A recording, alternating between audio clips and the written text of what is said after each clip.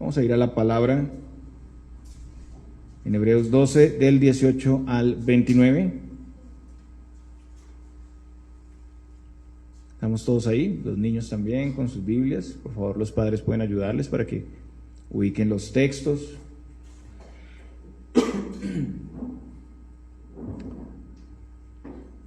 Hebreos capítulo 12, los versículos 18 al 29.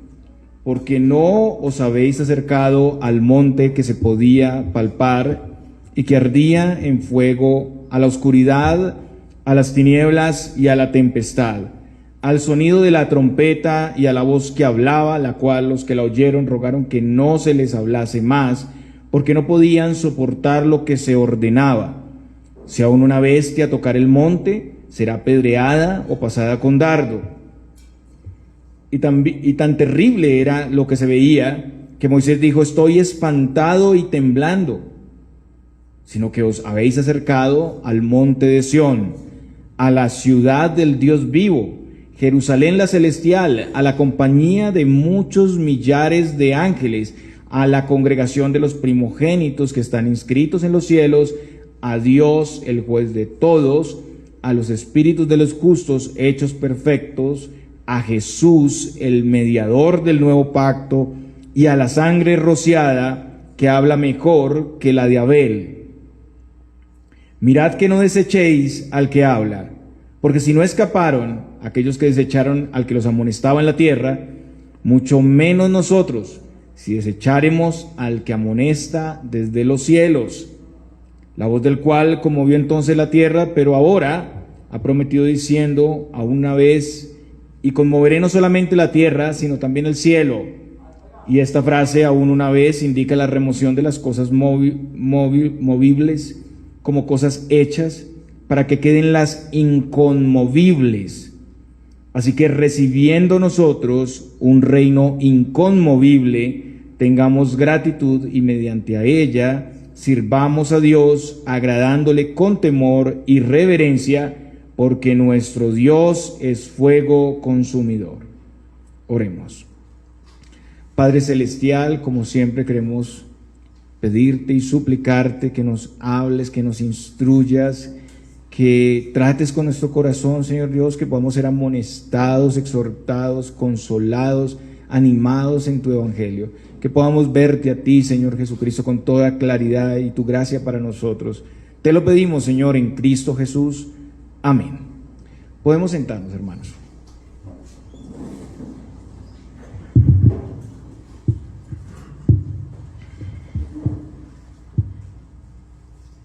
Muy bien, seguimos la enseñanza expositiva de la palabra de Dios en el libro de Hebreos.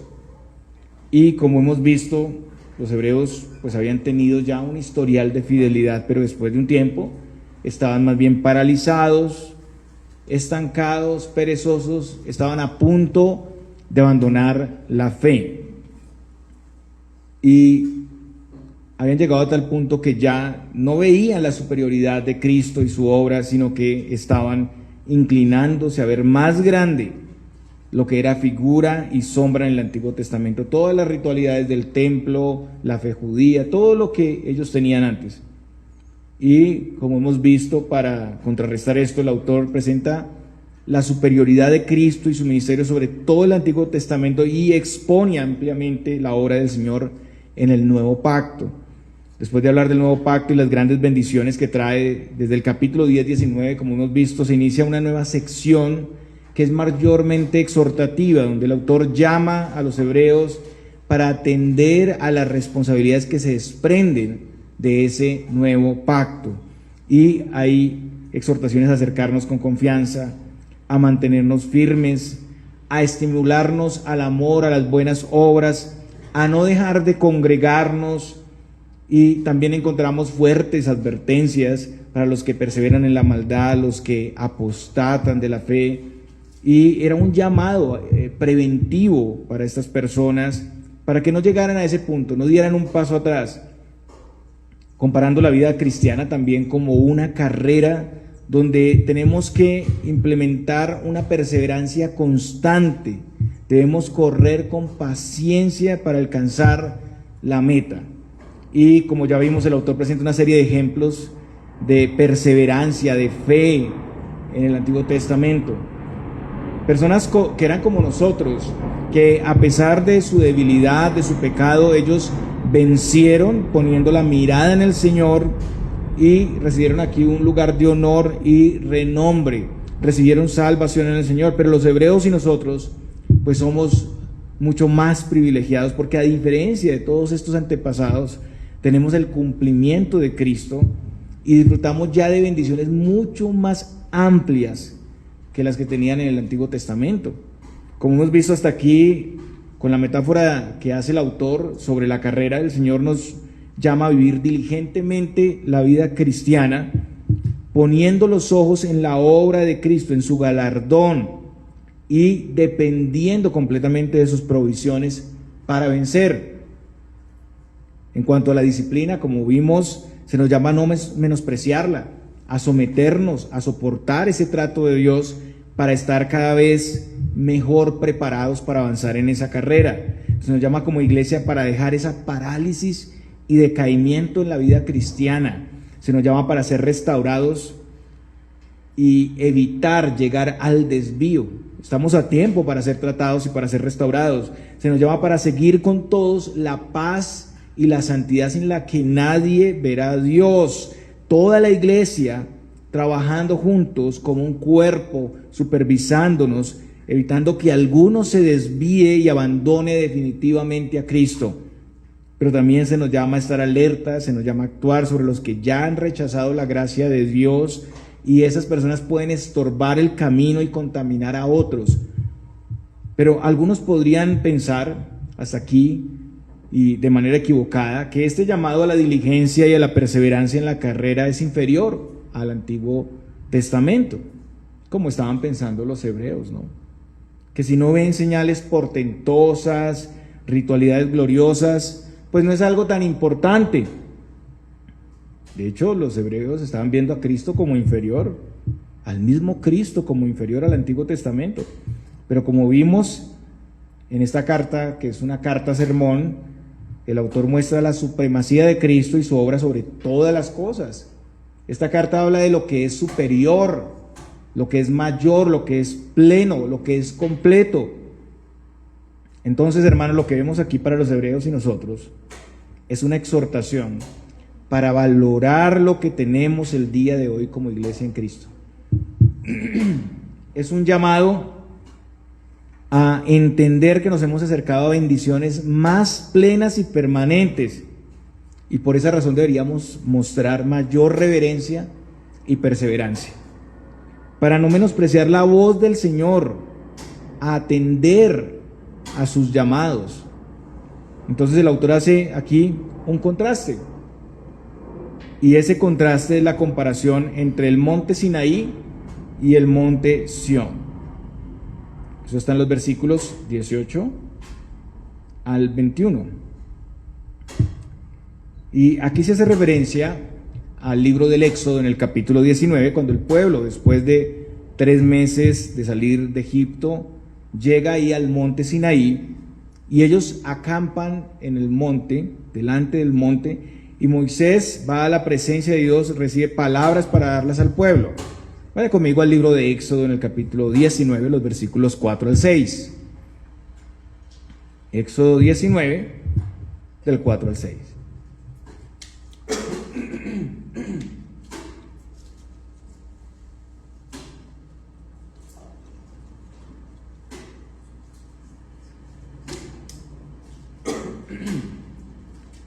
Libro de Éxodo, capítulo 19, los versículos 4 al 6. Vosotros visteis lo que hice a los egipcios y cómo os tomé sobre alas de águilas y os he traído a mí.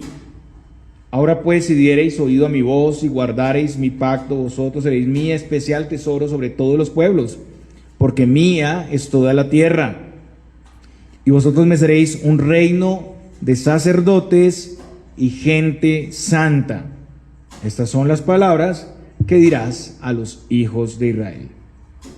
Entonces, en base a que el Señor los había liberado misericordiosa, poderosamente de la esclavitud egipcia, el Señor desea que su pueblo le fuera un reino de sacerdotes y gente santa, personas que sirven a Dios, apartadas para servirle a Él.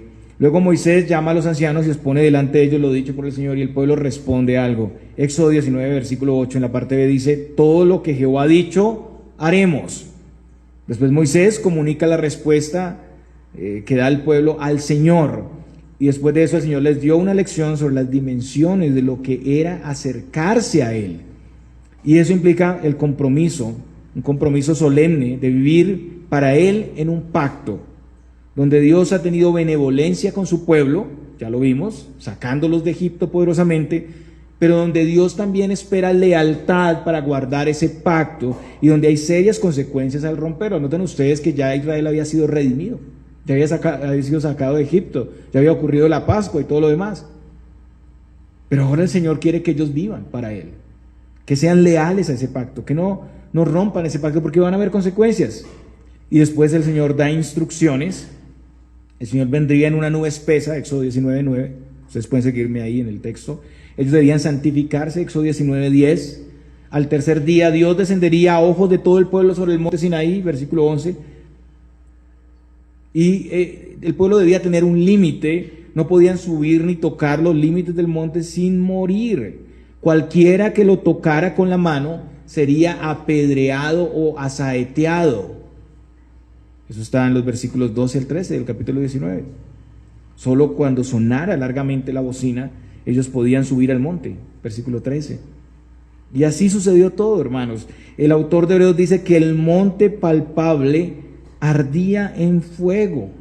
Ardía en fuego. Éxodo 19:18 dice lo siguiente: todo el monte Sinaí humeaba porque Jehová había descendido sobre él en fuego, y el humo subía como el humo de un horno, y todo el monte se estremecía en gran manera.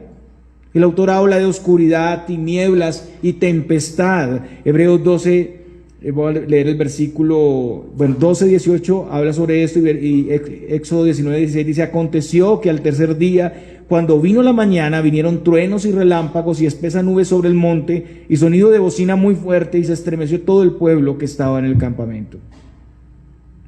El autor, en el versículo 21 de nuestro texto, dice que el mismo Moisés estaba espantado con lo que veía. El autor habla del sonido de trompeta también y la voz que hablaba. Versículo 19, Éxodo 19:19 dice: el sonido de la bocina iba aumentando en extremo, Moisés hablaba y Dios le respondía con voz tronante. Y habían advertencias que se reiteraban al pueblo y a los sacerdotes para no traspasar los límites para ver a Dios bajo riesgo de muerte. En los versículos 21, Éxodo 21, 19, 21, 22 y 24. Y después de eso Dios da a Moisés los 10 mandamientos, Éxodo 20, del 1 al 17. La respuesta del pueblo está registrada en Éxodo 20, del 18 al 19 después de esto. Todo el pueblo observaba el estruendo y los relámpagos y el sonido de la bocina y el monte que humeaba, y viéndolo el pueblo temblaron y se pusieron de lejos. Y dijeron a Moisés: habla tú con nosotros y nosotros oiremos, pero no hable Dios con nosotros para que no muramos. El autor de Hebreos dice que no podían soportar lo que se ordenaba y rogaron que no se les hablase más. Todas las señales visibles apuntaban a la majestad de Dios, a su presencia hablando al pueblo. Los encuentros con Dios en el Antiguo Testamento, si ustedes pueden ver, son traumáticos. Son eventos portentosos. Hay señales, cosas terribles, cosas que infunden temor. Y eso es lo que quiere mostrar aquí el autor de Hebreos. En Éxodo leemos las palabras de Moisés al pueblo después de esto, Éxodo 20:20. Y Moisés respondió al pueblo: no temáis, porque para probaros vino Dios, y para que su temor esté delante de vosotros, para que no pequéis. Y aquí vemos que el Señor estaba probando a su pueblo. Como hemos visto también, Dios prueba, trata a su pueblo. Pero el propósito aquí era que el temor de Dios estuviera en ellos para que se apartaran del pecado, para que vivieran en santidad. El Señor revela su santidad, es un encuentro con la santidad de Dios, y es un encuentro que revela muchas cosas. El hombre no puede acercarse a Dios, a un Dios santo. El hombre tiene límites para poderse acercar. Y ahora el autor pasa a hacer un contraste con la posición que tiene el creyente. Los israelitas se acercaron al monte Sinaí. Los hebreos y todos los creyentes, a partir de la hora cumplida de Cristo, se han acercado al monte de Sión.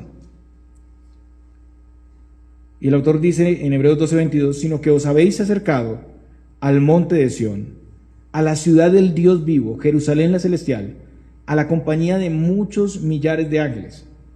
El contraste es muy claro. La estadía del pueblo acampando en el monte Sinaí fue temporal. Ellos duraron frente a Sinaí un año aproximadamente. Números 10 del 11 al 12 muestra esto.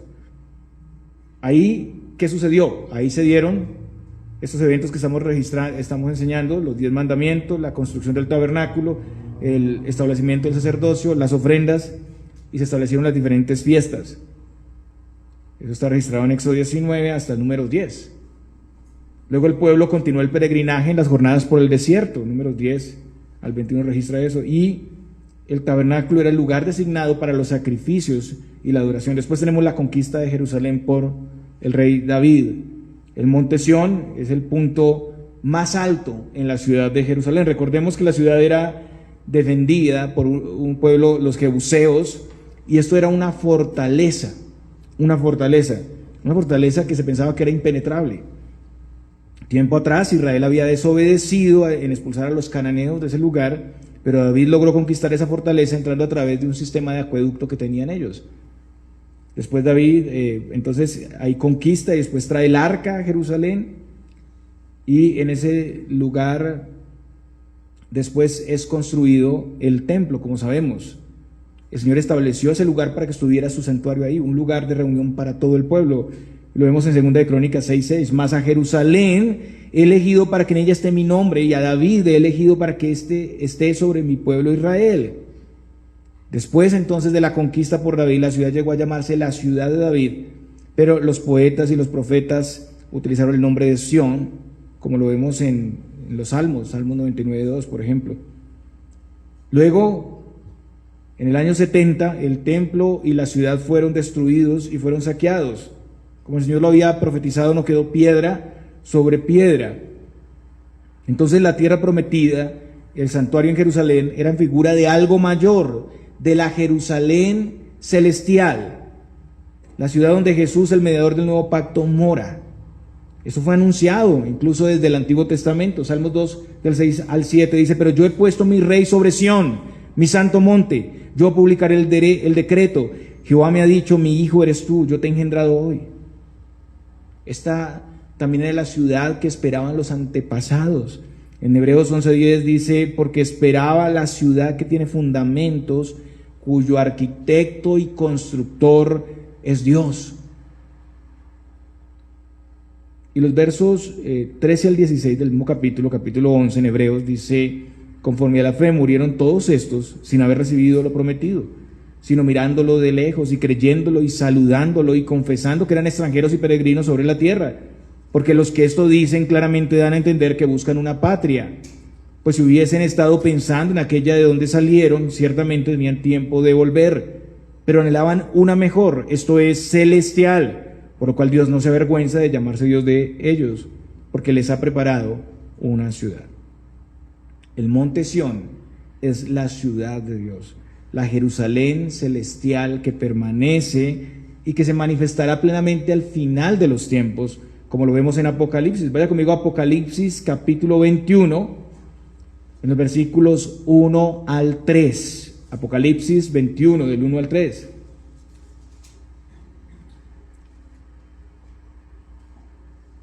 Apocalipsis 21, del 1 al 3 dice: vi un cielo nuevo y una tierra nueva, porque el primer cielo y la primera tierra pasaron y el mar ya no existía más. Y yo, Juan, vi la santa ciudad, la nueva Jerusalén, descender del cielo de Dios, dispuesta como una esposa ataviada para su marido. Y hay una gran voz del cielo que decía: he aquí el tabernáculo de Dios con los hombres, y Él morará con ellos, y ellos serán su pueblo, y Dios mismo estará con ellos como su Dios. Hermanos, el Sinaí era temporal, era sombra de la realidad plena que es Sión. El autor más adelante, en Hebreos 13:14, dice, porque no tenemos aquí ciudad permanente, sino que buscamos lo por venir. Sion representa la vida eterna en presencia de nuestro Dios, donde estaremos en compañía de muchos millares de ángeles. El autor dice en Hebreos 12:22, a la compañía de muchos millares de ángeles. Recordemos que los ángeles participaron en Sinaí de entregar la ley al pueblo. Eso está en Hebreos 7:53, el autor lo había enseñado. Ahora los ángeles están también aquí en compañía del pueblo de Dios. Ellos se alegran por un pecador que se arrepiente. Ellos son enviados a servir a los que heredan la salvación. Pero también al final de los tiempos estaremos juntos con los millares de huestes espirituales sirviendo y adorando a nuestro Dios. Esa ciudad celestial, hermanos, es mucho más grande y gloriosa porque la conforman los elegidos de todos los pueblos, naciones y lenguas, porque es la iglesia invisible y verdadera y porque tiene mayores y gloriosas bendiciones en este nuevo pacto. Ahora, el versículo 23, el autor también dice, a la congregación de los primogénitos que están inscritos en los cielos, a Dios el juez de todos, a los espíritus de los justos hechos perfectos. Al creer en el Señor Jesucristo, somos hechos ciudadanos de la ciudad celestial. Hoy, esta es una realidad ahora, al creer, al vincularnos a la iglesia por medio del bautismo, pero solo se va a revelar plenamente en el día final, cuando Cristo venga por segunda vez y sean manifestados los hijos de Dios. Y el autor con eso nos muestra que la entrada a Jerusalén celestial, pues no es un asunto que solo se refiera al futuro, sino que es una realidad desde hoy. Incluso son las mismas personas la Jerusalén celestial. Los que creen están inscritos en los cielos. Y eso hace referencia al libro de la vida. Y eso es hoy. Los que creen están inscritos en los cielos. Los creyentes aún están en la tierra y son pecadores. Sus espíritus no han sido aún glorificados como para unirse a la iglesia que está en el cielo. Pero están en la tierra, pero sus nombres están inscritos en el cielo. Forman una unidad con ellos. Pero aunque aún no sea el tiempo, ya están inscritos en los cielos y son los primogénitos. El primogénito era el primer hijo y el que tenía un derecho especial como heredero. Jesús es llamado el primogénito y el heredero. En el Señor Jesucristo nosotros recibimos esas bendiciones como herederos, como vemos en Romanos 8:17. Y aquí recordamos a Esaú. ¿Qué hizo Esaú? ¿Cuál es la diferencia de Esaú con los creyentes verdaderos de todos los tiempos? Pues los creyentes no menosprecian esa primogenitura, no menosprecian participar en las grandes bendiciones de la salvación en Jesucristo y están en el libro de la vida. Esaú rechazó el privilegio en tener parte en las cosas de Dios, en la promesa.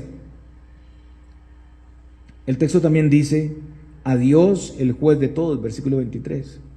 Nos acercamos a Dios el juez supremo, pero no para ser condenados, porque ya hemos sido justificados en la obra de Cristo, como dice Romanos 8:1. Entonces nos acercamos con temor y reverencia, pero también con confianza, porque Cristo ha pagado el precio de nuestra salvación. Pero también nos acercamos proclamando la justicia de Dios en el mensaje del Evangelio, llamando a todos para que se sometan a nuestro Rey. Y nos acercamos a los espíritus de los justos hechos perfectos. Sion está poblada por todos los creyentes de todos los tiempos. Estos son todos los creyentes de todos los tiempos que han muerto confiando en Cristo. Ellos son esa iglesia triunfante que está en la presencia de Dios en espera del día final, pero que ya disfrutan en parte de las glorias de la vida eterna. Los creyentes de cada generación representan una minoría que se une a esa gran multitud en los cielos y con ellos somos una sola iglesia. Nosotros continuamos en la carrera que ya corrieron nuestros antepasados.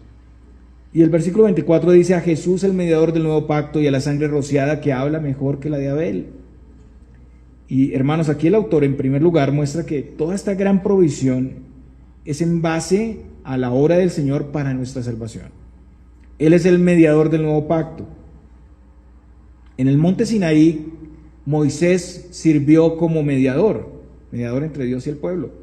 Moisés mismo, aunque sirvió como mediador, estuvo aterrorizado ante la presencia de Dios en el monte. Y aunque fue fiel en la casa de Dios, él solamente era un siervo. Pero el Señor Jesucristo, en contraste, es el dueño del pueblo de Dios. En ese primer pacto, como ya vimos también, los sacerdotes, el tabernáculo, la ley, los mismos sacrificios, no podían quitar el pecado. Solo señalaban, eran tipos, copias, sombras de lo que había de venir, de esa realidad. Tampoco ninguno de esos sacerdotes ni el pueblo podía guardar perfectamente la ley. Entonces el primer pacto tenía un carácter temporal, era imperfecto, y Dios lo reemplazó con el nuevo pacto. Ese nuevo pacto está escrito en Jeremías 31, del 31 al 34. Vaya conmigo a ese texto, Jeremías capítulo 31, en los versos 31 al 34.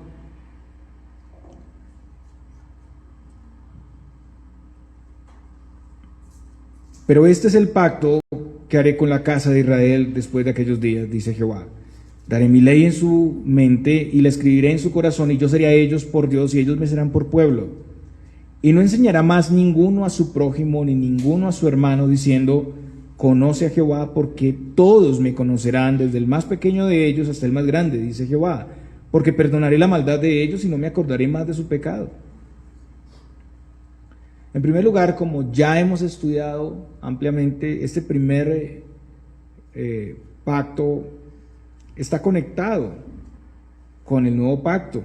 Se desprende el nuevo pacto del primer pacto. Fue dado por la falta de fidelidad del pueblo. Y es un pacto donde el Señor derramaría su sangre para el perdón de los pecados. A la luz de los evangelios, vemos que el Señor Jesucristo, el sacerdocio de Jesús y su provisión para la salvación en el tabernáculo celestial, fue completamente superior a esa obra de los sacerdotes terrenales. Él es el sacrificio, el sacerdote, el rey perfecto, el profeta perfecto. Su obra fue completa, final y satisfactoria. El nuevo pacto es el pacto del cumplimiento final, definitivo. En segundo lugar, ahora teniendo a Cristo como el garante, siendo su obra perfecta, hay más amplias promesas y bendiciones. Es el mismo evangelio, la misma salvación, pero en mayor grado, plenitud y extensión, porque ya está Cristo. En este pacto somos provistos completamente. Nuestros pecados son perdonados, olvidados, el Espíritu Santo está en nosotros, la ley es escrita en nuestros corazones. Todos podemos conocer a Dios de manera más clara y profunda, y se cumple el propósito de Dios de ser un pueblo especial. Entonces estamos mucho más suplidos para permanecer y para guardar con lealtad ese pacto. Ahora, volviendo a la segunda parte del texto, leemos, y a la sangre rociada, que habla mejor que la de Abel. Recordemos que cuando Moisés confirmó formalmente el pacto, después de hacer el sacrificio y el holocausto, la sangre fue recogida y rociada sobre el altar. En Éxodo 24, del 5 al 6, dice esto, y también sobre el pueblo. Éxodo 24, 8. Y el propósito de todo eso era la purificación. Esa sangre en el nuevo pacto es la sangre del Señor que logra el perdón de los pecados. Esa sangre rociada a la que nos hemos acercado, dice el autor, que habla mejor que la de Abel. Recordemos que Abel y su hermano Caín traen ofrendas a Dios, pero Dios se agrada de la ofrenda de Abel, no mira con agrado a Caín. Y el autor de Hebreos ya había dicho que la razón por la que el ofrecimiento de Abel fue mejor que el de Caín no era otra cosa más que era una ofrenda que se hizo con fe. Hebreos 11:4. Entonces la ofrenda de Abel fue aceptada porque Abel lo hizo con fe. La de Caín no fue aceptada y después Caín, resistiéndose a la misma instrucción de Dios, mató a su hermano Abel. Abel era un creyente fiel al Señor, él vivió por la fe y actuó en justicia. Es el mismo Dios quien da este testimonio de sus ofrendas, como vemos en el libro de Hebreos 11, en el capítulo 11, perdón, el libro de Hebreos. Abel vivió una vida justa, murió como un mártir, porque fue víctima por agradar a Dios con su fe. Y habiendo muerto, él habla a través de sus acciones justas. La sangre de Abel es la sangre de un mártir que clama justicia o venganza. Su sangre es un testimonio de fidelidad. Pero ahora el Señor nos muestra que hay un testimonio mayor, que es la sangre de Cristo. La sangre de Jesús es la sangre que quita el pecado definitivamente. La sangre de Cristo no ofrece venganza, sino perdón. Perdón conseguido haciendo verdadera justicia. El autor conecta la muerte en martillo de Abel por Caín con la muerte en martillo de Cristo en manos de sus enemigos, pero con un significado mucho mayor. Cristo sufrió el martirio en nuestro lugar y para perdonar nuestros pecados. La ofrenda de Abel fue generosa, pero la de Cristo se desborda en generosidad. Dios nos ha dado a su Hijo unigénito. Abel murió por su vida justa y fe genuina, y Cristo murió como el autor de esa vida justa y fe genuina. La ofrenda de Abel fue satisfactoria a Dios, pero el sacrificio de Cristo fue eternamente más grande, fue perfecto, cumplió la justicia de Dios. Nadie sufrió mayor injusticia que Cristo, y nadie ha satisfecho a Dios más que Cristo. Abel murió y será beneficiario de la vida eterna, pero Cristo murió y resucitó, y por su obra Él es dador de la vida eterna. Nos hemos acercado a la sangre rociada de Cristo, dice aquí el autor. Pedro también habla sobre esto en su carta, 1 de Pedro 1:2, en santificación del Espíritu, para obedecer, escuchen bien, y ser rociados con la sangre de Jesucristo. La palabra santificación aquí tiene la idea de actividad, de continuidad. Los creyentes necesitan la santificación continua del Espíritu Santo. Eso solo puede darse en base a la sangre de Cristo, su obra a nuestro favor. Obedecer y ser rociados implica una disposición por caminar de acuerdo a la voluntad del Señor, pero provistos de perdón y misericordia constante cuando pecamos. Cristo proveyó no solamente para redimirnos, sino también para que crezcamos constantemente en santidad.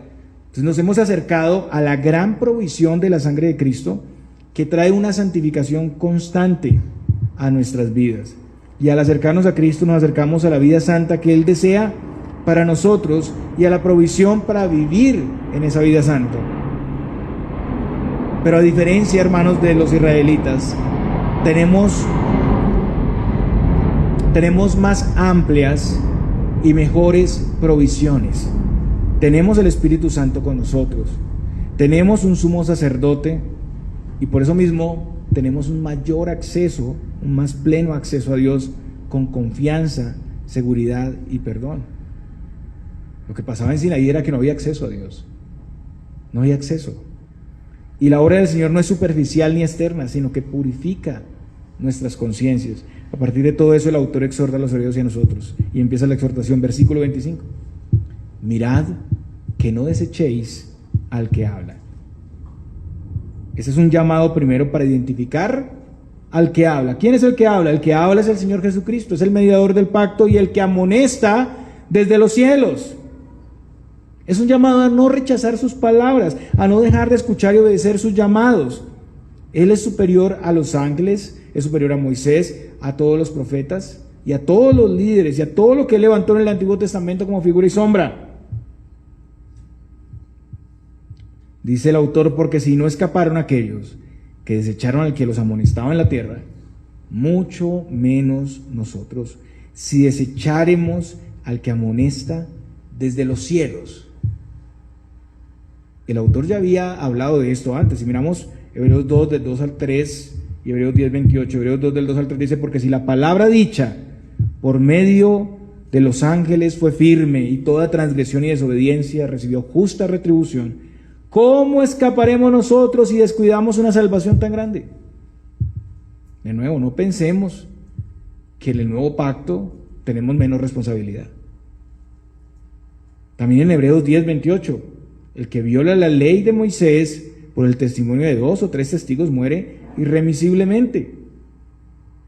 Hermanos, el pueblo de Israel que fue guiado por Moisés en su mayoría rechazó al Señor. En Números 14, 22, Dios dice que le habían tentado 10 veces y que no habían oído su voz en ese peregrinaje por el desierto.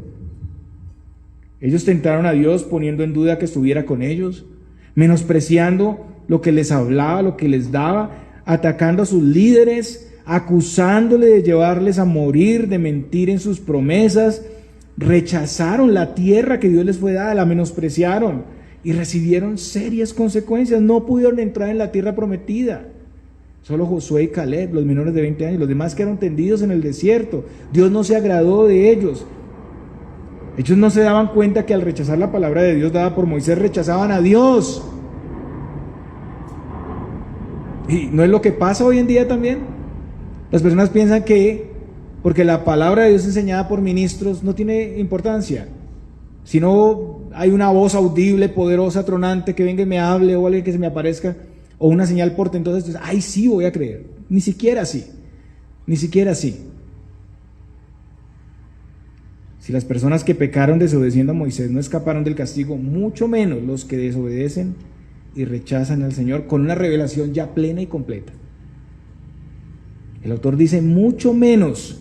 ¿Por qué? Porque Cristo es mayor que Moisés, porque Cristo es la realidad, porque Cristo es el cumplimiento, no es la figura ni la sombra, y porque en Cristo tenemos mayores bendiciones. Además, nosotros tenemos toda la palabra de Dios, la Biblia. Ellos en ese momento no tenían toda la palabra de Dios. Tenemos también más bendiciones, mayores bendiciones en el nuevo pacto. Rechazar al Mesías, teniendo toda la historia de la redención cumplida y anunciada, trae mayor responsabilidad y un castigo más terrible. Y hermanos, al igual que con Moisés, Dios usa ahora a los pastores, maestros y evangelistas para llamar a su pueblo con su palabra a la obediencia. Los que rechazan esos llamados están igualmente rechazando al Señor y no escaparán del castigo. Hermanos, entonces, aquí somos amonestados para revisar muy bien si estamos prestando atención a todos los llamados del Señor que se nos hacen constantemente, porque la palabra se predica todo el tiempo. Es una advertencia, es un llamado para actuar ahora. Hay que examinar cómo recibimos la palabra de Dios. ¿Qué hacemos después de escuchar un sermón como este? Si estamos tomando la enseñanza como es en verdad, la palabra de Dios, el Señor hablando en nuestras vidas, si estamos evadiendo los llamados, justificando nuestros comportamientos. Muchos pueden pensar que el culto y la adoración actual es menos importante porque no ven lo que pasó en Sinaí, o la grandeza y gloria de un templo, o las múltiples ritualidades y fiestas, o peor aún, ver más importante el mundo, nuestro descanso el domingo, o la recreación misma.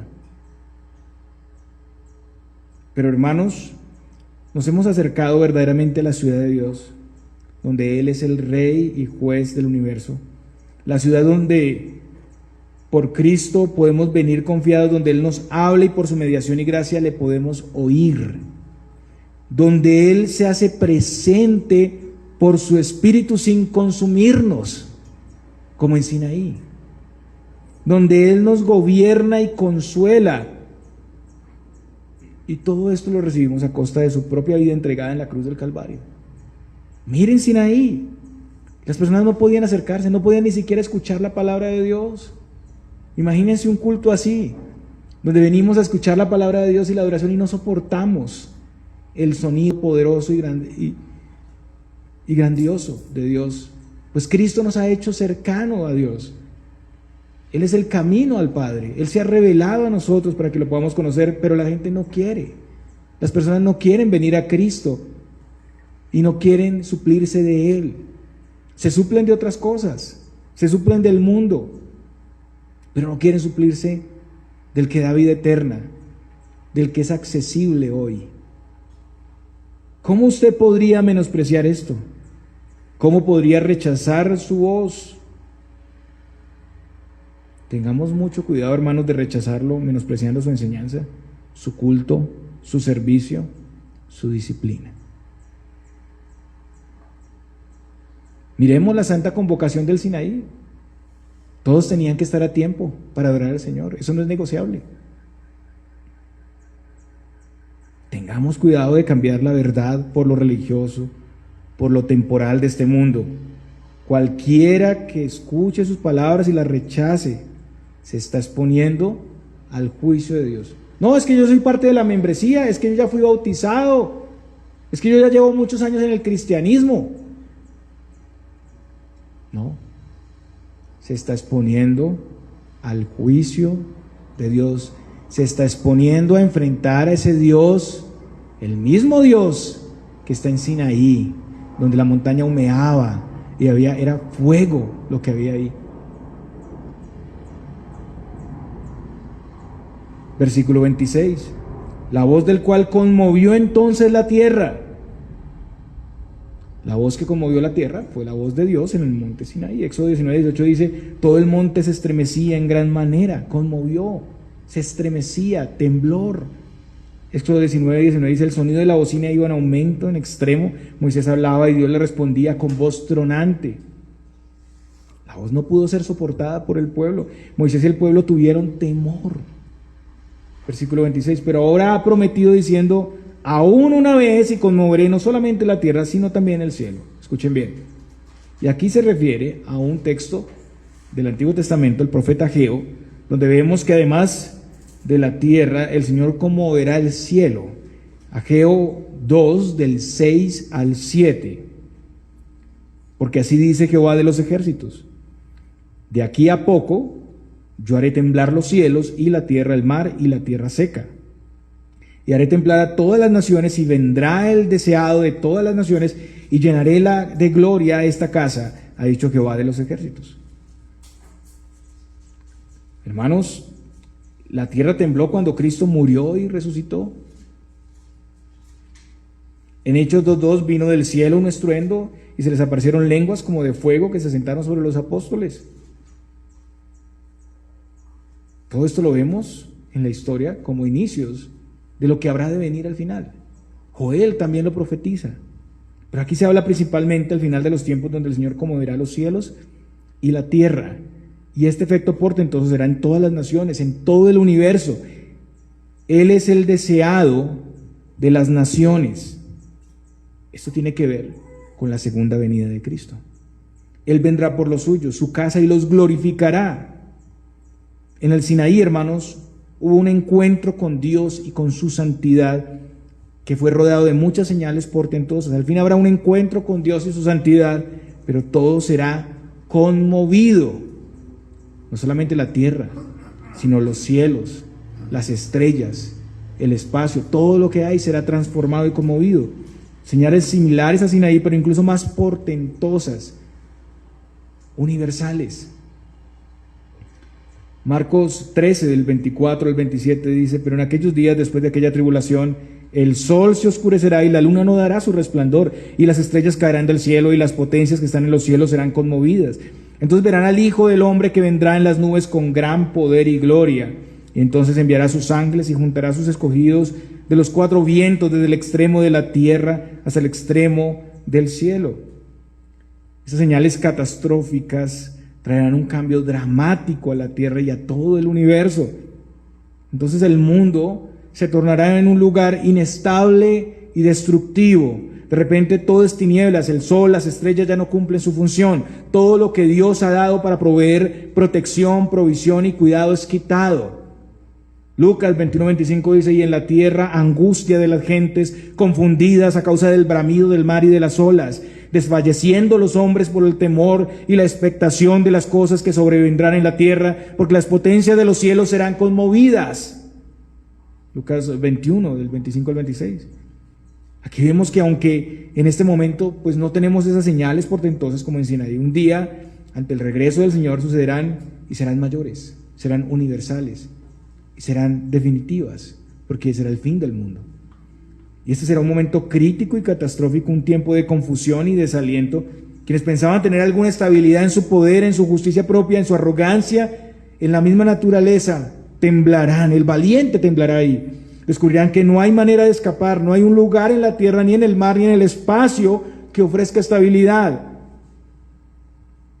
Hermanos, miren bien que ninguno rechace al Señor, porque un día, quieran o no, le tendrán que enfrentar. Le tendrán que enfrentar, estarán frente a Él, ante su santidad, y será fuego consumidor sobre ellos. Para los que permanecieron rechazando el que hablaba será un día terrible, un día de juicio, de ira, de vergüenza, de confusión.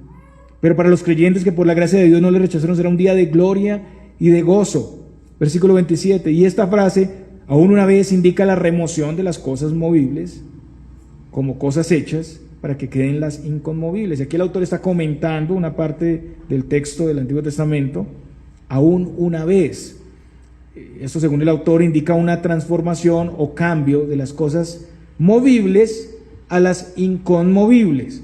Las cosas movibles representan este mundo, como ya vimos, que se habrá pasado por fuego.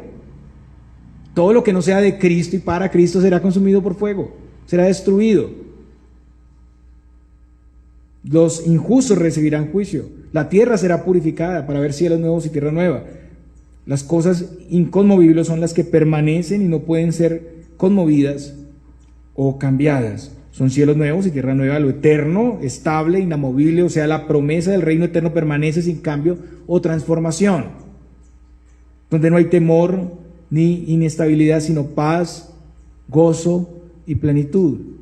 En ese estado eterno y superior no habrá cambio, porque el nuevo pacto trajo las bendiciones plenas y eternas. ¿Cómo rechazar la promesa estable y eterna para pegarse a uno mismo? Rechazar escuchar a Cristo es escuchar su propio corazón, escuchar al mundo que es temporal y pasajero, es estar expuestos a la voz de Satanás. Pero peor aún es exponerse al juicio de Dios. Y en conclusión, el versículo 28, el autor dice: así que recibiendo nosotros un reino inconmovible, tengamos gratitud y mediante ella sirvamos a Dios, agradándole con temor y reverencia. Y este llamado deja ver muchas cosas. Recibimos un reino inconmovible, un reino eterno, con el Rey Supremo, que es nuestro Señor. Y es algo que esperamos, que es del futuro, pero podemos decir que es una realidad ya y ahora. Esto es un anuncio maravilloso. En segundo lugar, conforme a la grandeza de todas esas bendiciones, se nos llama a ser sumamente agradecidos. El pasaje dice: tengamos gratitud y mediante ella sirvamos a Dios. Y esto en el original significa rendir homenaje religioso, adoración, estar agradecidos con una salvación tan grande y servirle a Dios en ese mismo agradecimiento. Servimos a Dios porque estamos agradecidos, no estamos pagando por lo que el Señor hizo por nosotros, sino lo hacemos en agradecimiento, en respuesta, en adoración. Y es necesario profundizar más y más en la salvación del Señor para entender mejor todo lo que deberíamos agradecer, porque a veces somos agradecidos por ignorancia, por falta de conocimiento de lo que Dios ha hecho y su obra. Pero además, agradarle y hacerlo con temor y reverencia, porque nuestro Dios, dice el pasaje, es fuego consumidor. Volvemos como al principio a Sinaí. Está hablando de Cristo. Nuestro Dios es fuego consumidor. Y esto hace referencia a Deuteronomio, en el capítulo 4, versículos 14 al 24, a las palabras de Moisés al pueblo para no servir a los ídolos. El Señor nos ha dado enormes bendiciones y podemos acercarnos con confianza constantemente a ese trono de la gracia y podemos adorarle, pero no podemos hacerlo ligeramente sin considerar el temor de Dios. Muchos están confundidos aquí con esto. Piensan que el culto del Señor es un juego donde uno hace lo que quiere, como quiere. Y están tocando suelo sagrado. Están pisando suelo sagrado cuando miran con desdén, sin importancia, las cosas de Dios. Cuando la iglesia se hace como secundaria, los compromisos de la iglesia se hacen algo sin tanta importancia.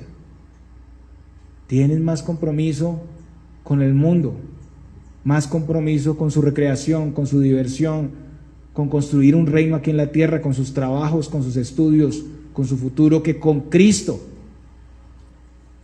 El Señor quiere que seamos fieles, que valoremos lo que Él nos da. No nos dejemos llevar por lo que nos ofrece este mundo temporal y profano. Y es un llamado para examinar si se está dando el honor y la importancia a Cristo o a otras cosas de la vida. Y si eso ha llegado a convertirse en un ídolo al que se le rinde la vida y el servicio. Porque el Señor es celoso de su pueblo, Él no quiere un poquito de nosotros, sino completamente. Así que somos llamados no a desviarnos de Él y ser fieles. Él amonesta constantemente a los suyos, y hoy es un llamado más en su misericordia. Hoy es día de arrepentimiento para ponernos a cuentas y actuar. Pero si hay un rechazo a su palabra, a sus llamados, el juicio inevitablemente vendrá.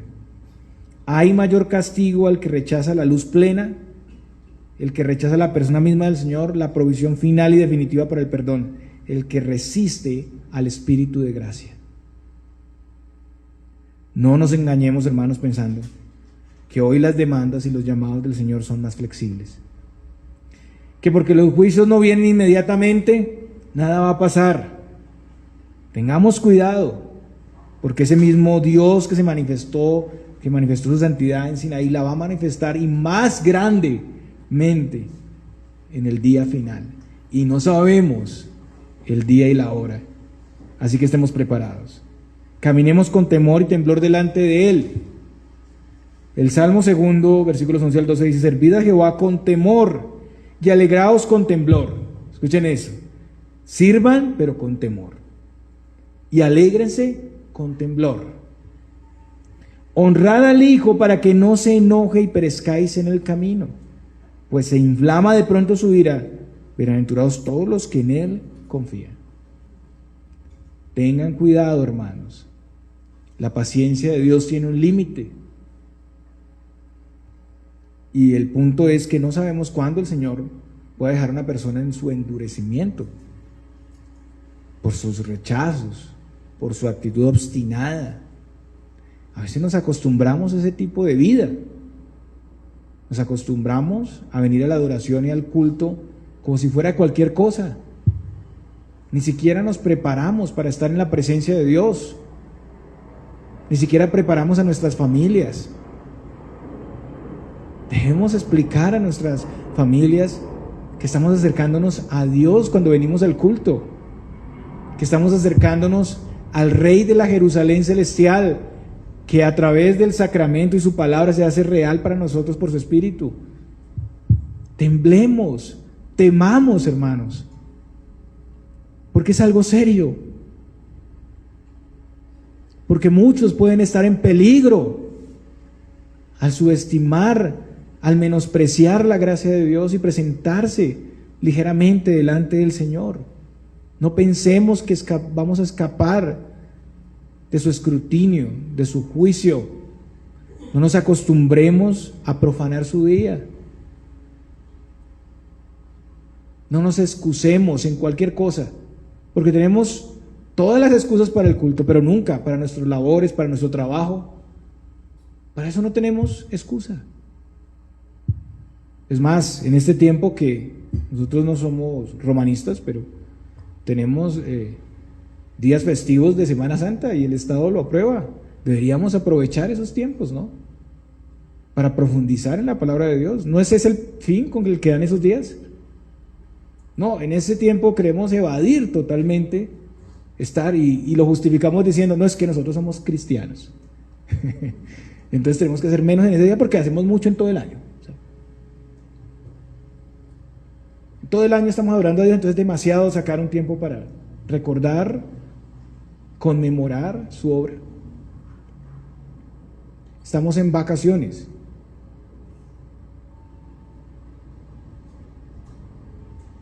Lo que vemos aquí en todo este pasaje es una exhortación para valorar lo que tenemos al día de hoy como iglesia. Sea cual sea la iglesia es una bendición del Señor, hermanos. Dios es el que da la iglesia, ningún hombre. Participamos ahí como instrumentos, como siervos inútiles, que por la gracia de Dios nos hace útiles. Pero realmente el que hace la obra y la gloria es de Dios. Dios es el que ha traído la iglesia a este lugar, a sus vidas. Su reino se ha acercado a sus vidas. Pero es el Señor el que lo ha hecho. Tener esto es una bendición. Aprovechémoslo. Porque los del Antiguo Testamento, los de Sinaí, no tuvieron ese acceso a Dios tan cercano.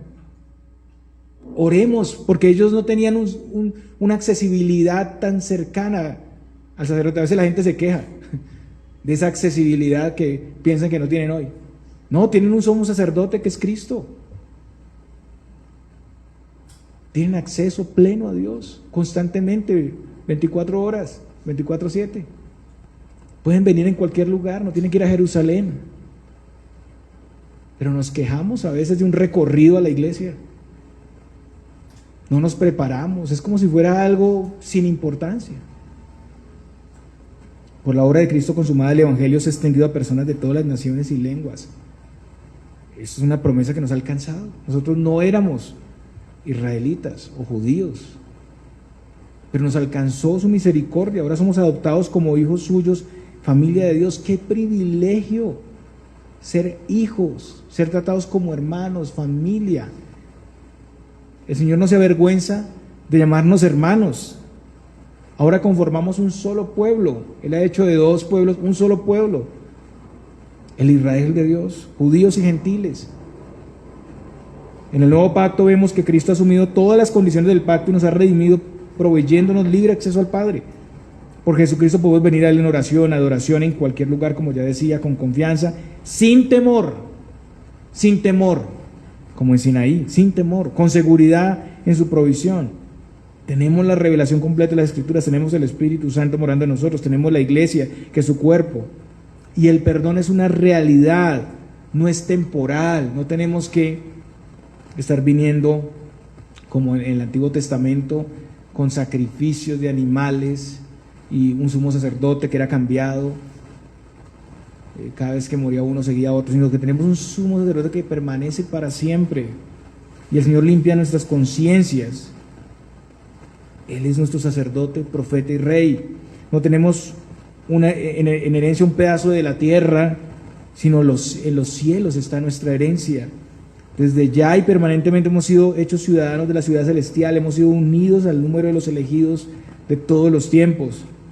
Estamos en paz con Dios, libres de condenación, cercanos al juez y rey de todos y sirviendo su propósito con el Evangelio, llamados y provistos para ser un pueblo santo, apartado para servir a Dios, y recibimos todo eso en Cristo. Esta posición nos llama a perseverar, hermanos, a atender con más diligencia y urgencia los llamados del Señor. Porque esta es la voz del Hijo de Dios, quien ha vencido y está a la diestra del Padre. Esta voz es publicada hoy cada vez que se enseña y se predica la palabra en todos los lugares del mundo. Esta es la misma voz que conmovió la tierra en Sinaí, y el propósito de oírle es ser edificados, transformados, para ser restaurados, para no salirnos del camino. Y un día, hermanos, Él vendrá por segunda vez. En ese momento no habrá oportunidad para obedecer a su voz. Escuchen, en ese momento de su segunda venida no habrá oportunidad para obedecer a su voz. Será un día terrible de gran conmoción para todos los que aborrecen a Dios. Pero hoy es el día de salvación. Hoy es el día de escucharle, de no endurecer los corazones. Un día para servirle con temor y reverencia. Un día para mirar el galardón que nos espera. Cristo y su salvación es el galardón que nos espera. Una salvación que es segura, estable y verdadera. Y conforme a todo eso, valorar lo que nos ha dado hoy. Aprovecharlo al máximo. ¿Creen ustedes esto, hermanos? El Señor les bendiga, hermanos. Oremos. Padre, gracias por esta salvación tan grande, y ten misericordia de nosotros, porque todos en alguna medida hemos menospreciado mucho de todo lo que recibimos. Actuamos a veces de manera arrogante, soberbia, egocéntrica, vivimos para nosotros mismos, para nuestros corazones, y no nos damos cuenta de la riqueza gloriosa, las enormes riquezas que tenemos en Cristo.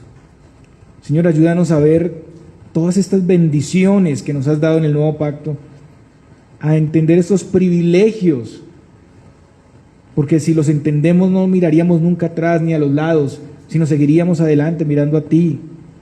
Ayúdanos, Dios, en nuestra debilidad, en nuestras limitaciones, para que ninguno de nosotros, ninguno de esta iglesia local quede atrás o se salga del camino. Ten misericordia de nosotros, Dios, de tu iglesia, y que seas obrando, Señor Dios, en cada hermano, en cada hermana que está peregrinando, para que puedan cada día verte más, que Que en este púlpito, Señor, tu palabra sea anunciada siempre, sea dado a conocer según tu voluntad, como está revelado claramente en las Escrituras, y que podamos atender a esos llamados, Dios, que podamos escuchar tu voz. Ayúdanos a comprender ese privilegio y actuar. Te lo pedimos, Señor, en Cristo Jesús. Amén.